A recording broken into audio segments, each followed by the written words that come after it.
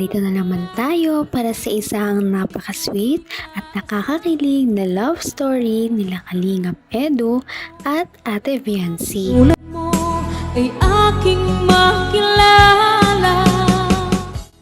Sa pagpapatuloy ng ating love story ay pumunta si Kalingap Edu sa bahay nila Ate Viancy para sana kamustahin ito, at dahil nga dito nagbigay din siya ng mga groceries at iba pang mga pinapabigay ng mga sponsors kagaya ng mga damit at iba pa.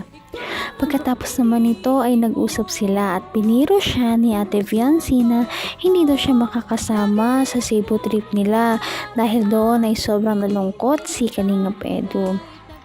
Ngunit buti na lamang at nagjo-joke lamang daw si Ate Viancy at pinayagan naman daw siya. Ngunit kahit ganon ay talaga namang pinaalam pa rin ito ni Kalingap Edu. Personal siyang pinaalam sa mama niya para siya ay payagan at makampante ang kanyang magulang kung saan siya pupunta. Papaalam ko po sana na pwede. Kung gusto niya, nasa sa kanya naman yung kung gusto niya sumama. Gusto mo? Gusto mo sumama sa akin?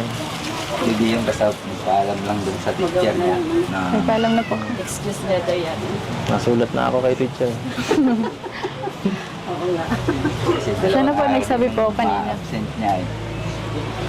Magsabi lang daw din po dun sa Sasabi na tayo. ibang subject teacher namin. Tapos magsisend na lang daw po ng activity po sa akin. Sige. Mabuti yung Mumodel na lang. para hindi siya man-late sa akin. Buti naman po. Basta Pumayag siya. Opo, wag po kayo mag-alala. Siya nga, at ano po, meron din po kasing mga yung mga sponsors niya na gusto makita si Viancy syempre. Sa ano, sa Cebu. Alam na. Kamay na kita mahal.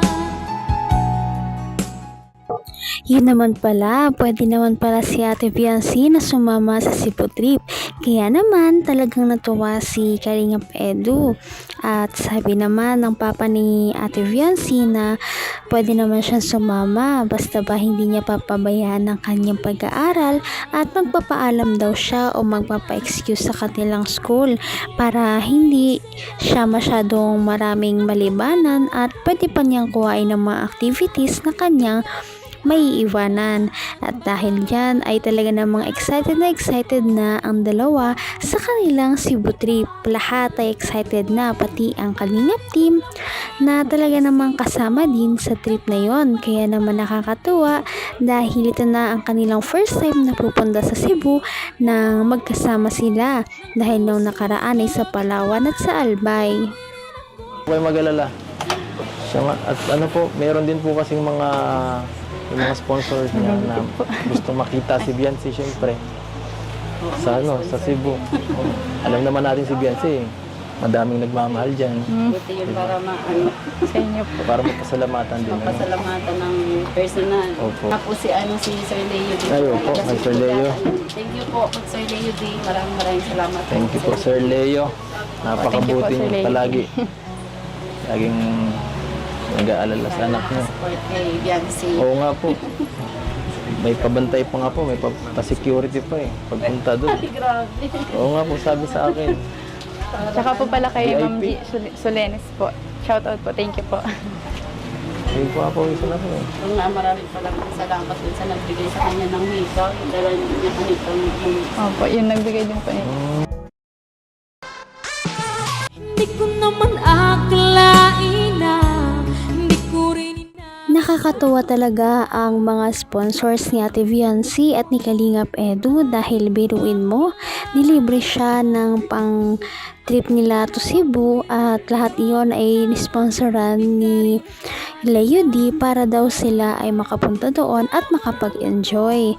Grabe dahil marami silang kasama, buong Kalingap team, pati na rin si Kalingap Val Santos Matubang na ama ng Kalingap ay ngayon kasama daw. Kaya naman excited ang lahat dahil kumpleto ang Kalingap team. Ito ang kanilang first time na pupunta sa Cebu kaya naman enjoy na enjoy siguro ang lahat kapag sila ay nakapunta. Ganun pa man, nagpaalam nga si Kalingap Edu kung okay lang daw ba na isama talaga si Fiancé dahil iingatan naman daw niya ito at hindi niya ito papabayaan. Kaya naman sana nga ay maging masaya ang kanilang Cebu Alam trip. naman natin si Beyonce, madaming nagmamahal dyan. Buti yun para Sa inyo po. Para magpasalamatan din. Ano? pasalamatan ng personal. Opo. Tapos si Sir Leo D. Ay, opo, Kasi kay Sir Leo. Thank you po, Sir Leo D. Maraming salamat. Thank you po, Sir Leo. Thank you po, Napakabuti Sir niyo Leo. palagi. Laging nag-aalala sa anak niyo. Support kay Biancy. Oo nga po. May pabantay pa nga po, may pa-security pa eh. Pagpunta doon. Grabe. Oo nga po, sabi sa akin. Tsaka po pala kay VIP. Ma'am G. Solenes po. Shout out po. Thank you po. Hindi po ako isa na po eh. Kung nga maraming salamat dun sa nagbigay sa kanya ng hikaw. Yung dala niya kanito. Opo, yun nagbigay din po nito. Thank you po dun. Kay Ma'am G. Solenes po. Dun po sa nagbigay po nito ng hikaw. Sinuot ko na po. Papawisan. Kasi sayang din po nakaano lang. Thank you po.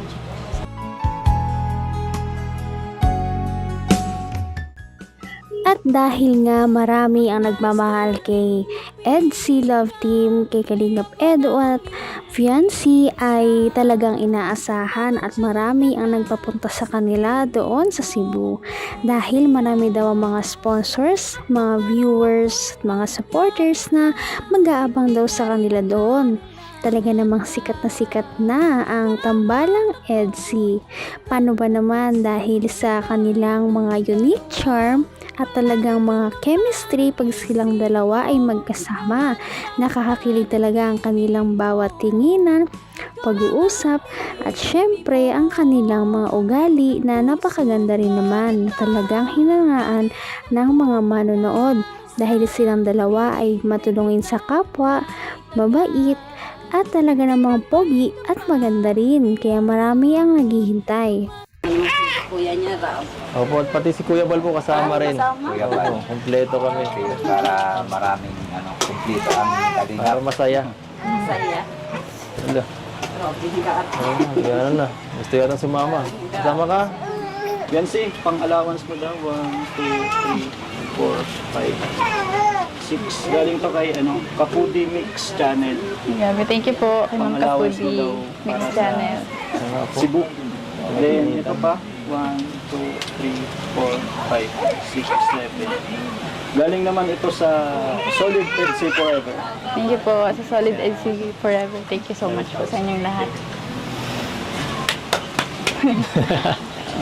Okay yan. May pangpili ka ng pasalubong sa pamilya mo. Pagpunta natin doon. Yeah. Thank you po. Kay Son po magpunta, lagi may nagbibigay po ng allowance. Thank you po. Hindi ka rin nag-alinlangan pa.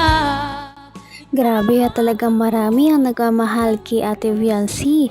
Kahit saan daw siya magpunta ay marami ang nagbibigay sa kanya ng pang-allowance para naman makapunta siya doon at makapag-enjoy siya sa kanilang pupuntahan.